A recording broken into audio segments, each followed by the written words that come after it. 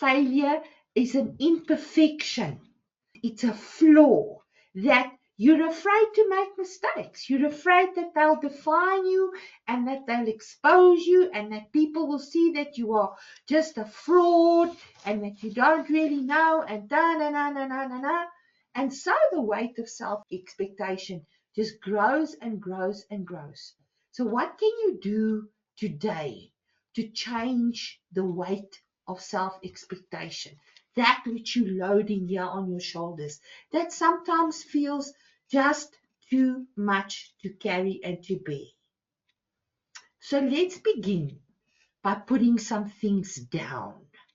So if you can now imagine what the weight that you're carrying of the expectations that you have of yourself, just for today. I've got to do this and this and this and this and this, and I must get that done and that done and that done and that done. The minute you start thinking of all these things as a list of things that you need to move through and to get through, you are going to have the most unrealistic expectations of yourself of the how it's going to happen. Make your list. It's not wrong. Plan your day. Create your day. But when you do what needs to be done, you can only do one thing at a time because you have two hands. And these two hands, yes, you can multitask for sure because you are very adequate and you're very, very clever and you're very intelligent and you're very equipped.